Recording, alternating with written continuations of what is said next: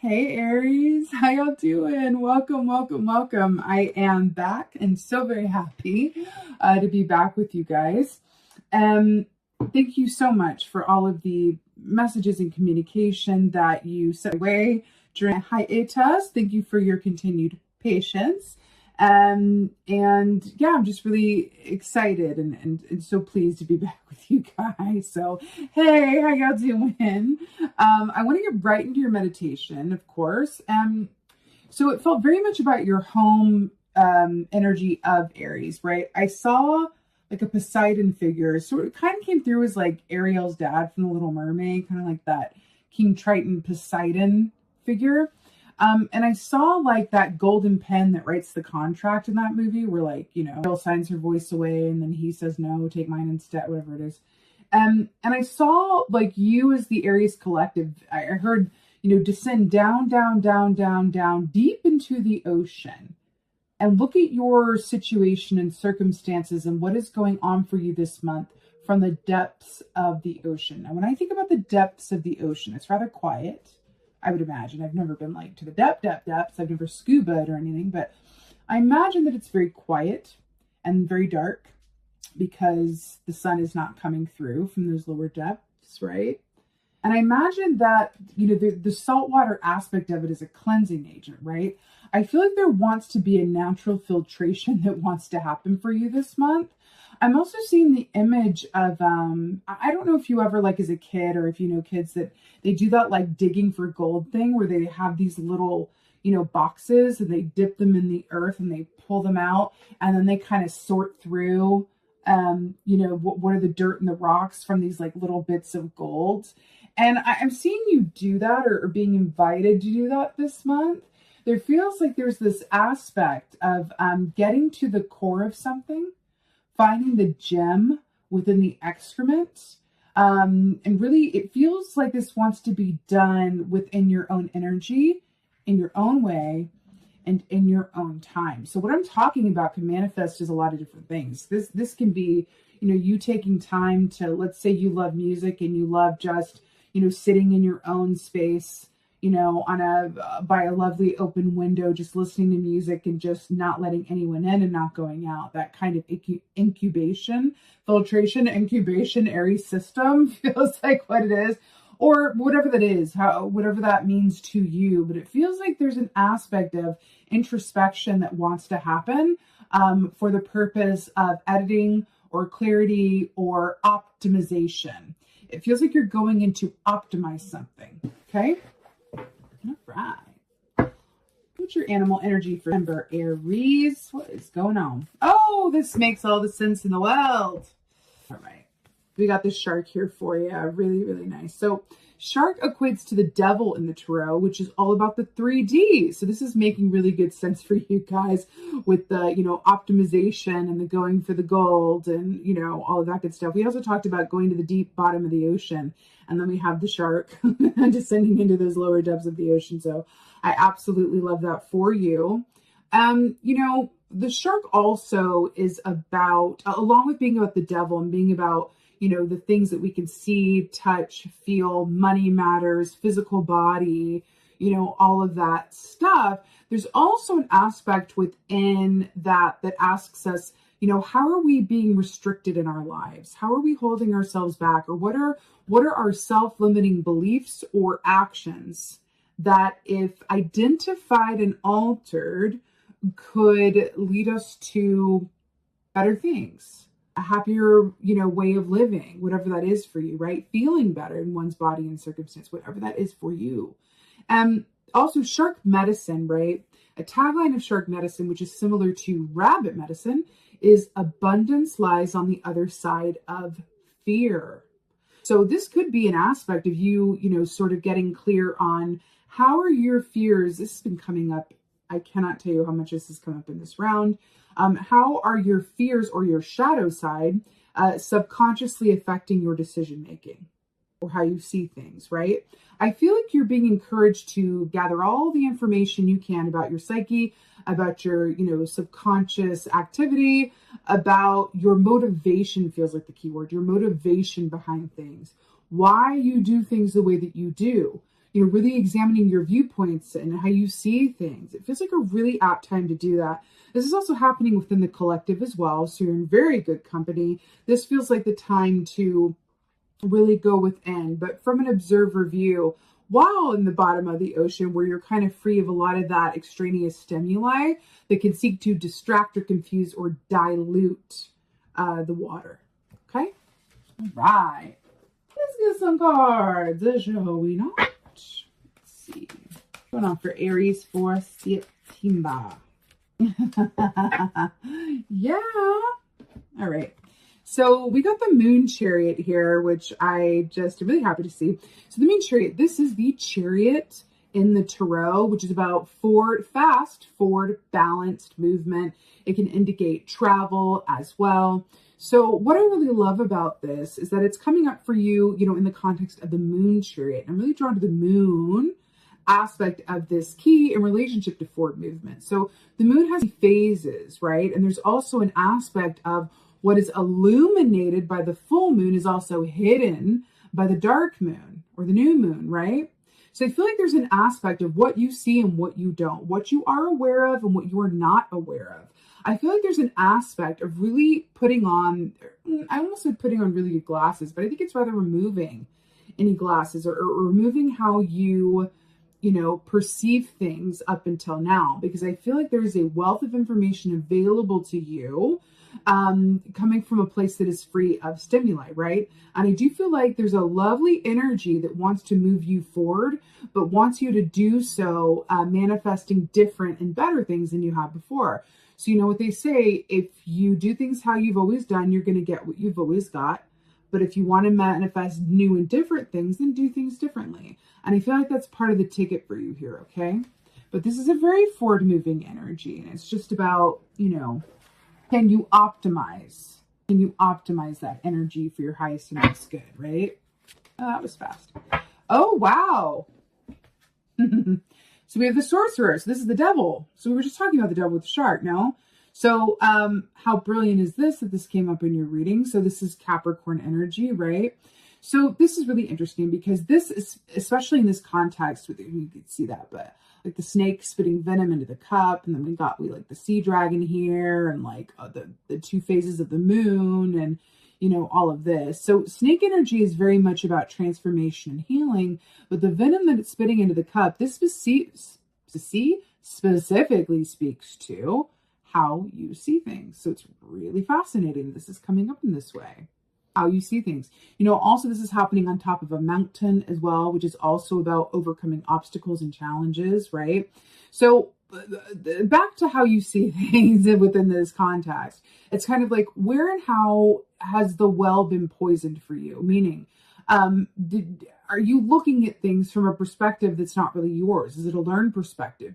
Are your attitudes about money, finances, your physical health, were they adopted from your parents? Were they learned through some other way? Or is there another way to go about viewing your situation? And especially because we have the 3D here, your physical situation, where you live, how you live, what you do for work, the money that you make, your interpersonal relationships, the physical connections that you have, all of that stuff, right? Are you seeing things clearly as they are and the inherent potential? Or is there something that is clogging the filter and not operating optimally? You're really being asked to consider that and look at that, because on the other side of this snake situation is shedding of that old skin and going into a new way of being, and thus manifesting new things, right? The devil asks us, how are we trapping ourselves? How is our thinking restricted? Fascinating here. So look at this realness. So we have the Spirit of Cups. So this is the Knight of Cups in the traditional tarot, which traditionally speaking, speaks of emotional relationships, loving the work that we do, having balanced partnerships, the dreamer energy. But what I'm really loving about how it means a little bit something different in this particular deck. This is really about cocooning within and for yourself, right? Because this is really beautiful. This is here. We have the butterfly, which is another symbol of transformation, like the snake. And remember what we were talking about, how abundance lies on the other side of fear. I feel like this is you guys cocooning yourself and sort of filtering that stuff out and getting clear on maybe how your fears have subconsciously affected your decisions and your choices. And especially if you've been attracting the same person over and over, or the same work dynamic over and over, or the same, health issue over and over and over, it's kind of really looking at it and going, well, why am I learning the same thing over and over again? Why do I keep attracting the same thing? Let me consciously ask that question, and then from doing so, do it differently and see what happens, so that I can get different results, right? But there's an aspect back here that's asking you to literally go inside of yourself. This is a beautiful representation of what we were talking about in the meditation. Abundance, which is being the fully formed butterfly, lies on the other side of fear. But in order to really determine what those fears are for you, or how they've been holding you back, it takes a certain level of going within your own energy and space, away from the stimuli and noise and distractions, right? That can, convolute things or muddy the waters, as it were. You're being asked to really do this with and for yourself. It's all up to you. It's all choices, right? You don't have to do anything, but it's more like a potential that's on the other side of this. So I do see an emphasis on your physical reality, money matters, all of that for this month. But still movement ahead. I feel like life is going to be very much happening to and for you, which is all the more reason I feel like Spirit is stepping in to say, within all of that stimuli, take some time to just be in your own energy, so that you have the opportunity to make different choices and manifest different things, right? Definitely a lot going on for you this month. That is for sure. Wow, I love this. Okay. So we got the Magician here to clarify the Moon Chariot, which I'm really all about, because the Magician is about manifesting what you desire, meaning bringing into physical manifestation your intention. That's beautiful, right? So the Magician also talks about using all the tools at your disposal, right, to manifest what you desire. So I feel like part of the message here is determining the tools at your disposal, right? Getting very clear about what they are. I'm also really drawn to the fact that we have Cancerian energy here, which is the sign of the home and the hearth. So I do feel like in mother energy, right? So I do feel like for a good group of you guys, this has to do with home life, physical body, all of that good stuff. It feels very distinctive, okay? So also, I want to talk briefly about fox medicine, because fox is really clever. It's also really, really, really, really, really, really, really good at adapting to whatever situation it's in and using its resources, right? So I feel like there's an aspect of kind of thinking a little more cleverly, thinking differently, using the side door instead of the front door, amidst all of this very active energy that's going to be happening around and within you this month. Okay, you're being asked to be an active facilitator in your experience, and actively edit and discern as you go. Sorcerer. Brilliant. This is exactly right. So here we have the Queen of Swords. She's come out a lot in this round. So we have the Queen of Swords with the Devil. So she is not the most cuddly queen out there, but she is the queen of high discernment. She is the queen of telling you exactly like it is, with no sugar on top. And sometimes that's what we need, right? So remember how we were talking about with the Devil, being very honest and clear with yourself about in what ways are you restricting yourself, or what behaviors or mindsets about money or living or outlook or love or whatever have you maybe adopted or learned from others, right? Especially in your childhood, perhaps, that maybe our ears are really not serving you, right? And the Queen is coming in to say, and by the way, this beautiful wolf here is sitting down. Like, she's doing this, like, the Queen of Swords is seated. And I feel like there's really something in that for you, because I feel like the energy around you this month is very active and not seated. But you are being asked to take some time within that action, right, to make some different choices so you can manifest different things. It's not about changing the energy that comes your way. It's about how best to work with it for your highest and best good and benefit, right? This is asking you to be very clear with yourself and be very honest and take a dispassionate assessment of your circumstances. Okay, as an Aries, you're quite able to do that. Okay, with that Emperor archetype there, Spirit of Cups. Oh, I love this so much! Yay! This is my favorite swords. So this is really brilliant, because so you have the Six of Swords here, which is about welcome relief from troubled times. It can talk about traveling, actually moving from one place to another over a body of water. This is a transition, but what I'm really obsessed with is that you see this sugar glider here? This sugar glider is literally going for it. It has no idea if it's going to land on the handle or the sword, but it doesn't matter because it trusts that wherever it lands, it's going to make it work, and it's where it was meant to land. It's not about where it lands, though. It's about the fact that it was willing to take the leap, right? There's a certain sense of surrender and release in this energy where it's like, you know what? This speaks to me, especially with this here. This speaks to me of connecting into a natural trust in your path in the universe and going with the flow, right? You know, when we feel the need to control things, there's always really good information in that. But oftentimes when we do operate from a place of I need to control something, what that often leads to is us making choices and decisions that don't work out very well. Because our need to control is actually fear-based. Because what would happen if we weren't in control? Because here's News at 9. We are active, co-creators of our lives, right? And it's our choice, but we're not actually in control, really, right? So what would happen if you were to acknowledge that you're not in control? Remember, shark medicine is abundance lies on the other side of fear. Can you release any aspects of yourself that are terrified of what would happen if you just completely went with the flow, weren't in control of anything, and just kind of rooted out? Like, what am I so afraid of? And what am I so afraid is going to happen if I don't do X, Y, Z?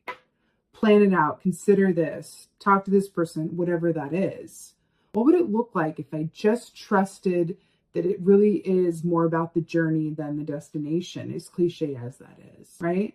You are being asked to really come from a place of fearlessness, but in order to do so, that's not like easy, right? Necessarily. In order to do so, you have to first discern what those fears are and where they come from, okay? If you go, I'm letting go of all fear, well, that's not very specific. I don't know how effective that would be, right? It's rather, because I do feel like you're being prepared for very new things, a very new reality, a very new set of given circumstances. But it's like you're working on an old operating system, and the universe is trying to upgrade your software. And so they're saying in order to upgrade your software, what happens? The computer has to shut down before it restarts. And you're being asked to allow that process to happen amidst all of this active energy that's going to be happening. Okay? All right. Let's get an oracle. Do it. For y'all from Aries. Oh my God, I love it so much. Yes. Oh, this is okay. The eyes of beauty, positive expectations and clarity. What have we been talking about? Positive expectations and clarity. That's all we've been talking about is being clear on your operating system and the origin of your fears and how to identify and thus work with what's there so that you can make different choices and not be subconsciously affected by your fears or your shadow side or whatever have you. I'm loving the positive expectations because that's the sugar glider. I don't know where I'm going to land, but I know it's going to be all right. That's positive expectations. That's sugar glider medicine all day, every day. That's also Six of Swords. Six of Swords is a boat moving across the water. It's an active energy, but coming from a place of positive expectation because it's a release from troubled times or mental tension, right? This is so beautiful. I'm also hearing humor. I'm seeing like Cloris Leachman. I feel like there's an aspect too of like introducing as much humor and being able to laugh things off. Is really important. It feels like a really necessary tonic for you guys. Laughter really is medicine. And I'm hearing that for you guys, if you ever feel a bit tense or like it's, you really need a break or whatever happened, the comedy sometimes we want to seek out like energies, meaning if we're feeling down, we want to watch sad movies. If we're feeling, heartbroken, then we want to watch movies where people get their heart broken. It's almost like scratching that wound or itch until it just keeps bleeding because there's an aspect of us that feels good in doing that. I know that sounds funny, but it's true. I'm hearing for you guys to play the opposite. So if you're feeling, a little overwhelmed or a little like there's a lot going on and my head is really full and I don't know, watch something funny that doesn't require anything of you mentally, right? Play the opposite, seek out counter energy. And I feel like that's going to bring you into a nice place of balance, give you a break, and offer you some room for perspective. Okay? Remember, positive expectations and clarity. I love it for you guys. All right, y'all. This is your general reading. I so hope that this helped and resonated. If so, and anyway, would you please holler at me in the comments and let me know how y'all doing? What have I missed? What y'all been up to? And with that being said, just thank you. Thank you guys again so much for your continued support. And most of all, and as always, thank you for being you. And be well. Until next time.